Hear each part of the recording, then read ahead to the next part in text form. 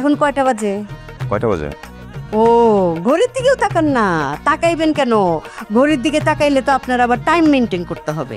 এখন বেলা দুপুর হয়ে গেছে, পরোটা আর মচমচা করবে না, এইটাই খাইতে হবে। এটা খান, খায়া বাজারে যান। নেন ধরেন। বাজারে যাবো মানে? আমি কখনো বাজারে গেছি? উমা, আপনি কি হিরো নাকি যে বাজার করলে মান সম্মান চলে যাবে? আমি নচিকেতার গান শুনতেছি। আরে কি বলছো না বলছো? কেন? ও বাজার করবে, কেউ কখনো বাজার করেছে? আপনি এই বয়সে ডেইলি বাজার করেন, আর সেই বাজার করলে কি বাণিজ্য দেবো নাকি? হ্যাঁ, আমার এসব বাজার টাজারের মধ্যে নাই। আন্টু ম্যাম, বাজারটা করতে আমার ভালো লাগে, আর বিয়ের পর থেকে তো এই কাজই করছি, নিঃশ্বাস করছি না। জি করেন। এখন বড় কি কি আপনার বল।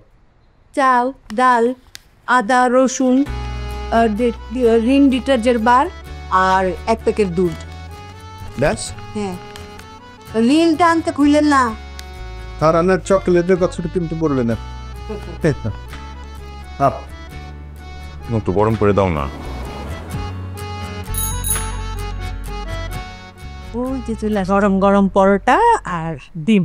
আমার এটাই ভালো। হ্যাঁ, ফুপুর আদর চলে আসছে, খান। কেমন লাগে বাদাম খাইতে? মজা তো।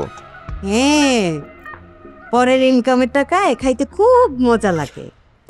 নিজের ইনকামের টাকায় খাইতে গেলে গলা পর্যন্ত যায় না। কে যায়? আমার আটকায় না। আটকায় না? না, ভাইটা আমার, খাদ্যের সমস্যা নেই।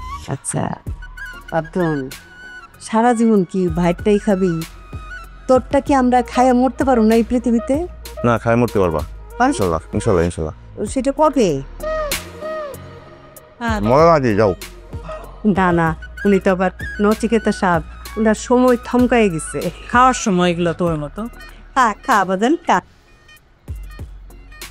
তার ছেলে চাকরি করে, বিশাল ব্যাপার। তোর যে এত কথা বলে, তোর গায়ে লাগে না? আমার গায়ে লাগে না। আমি ভাবি এই মহিলা নিজে যদি চাকরি করতো কি করতে।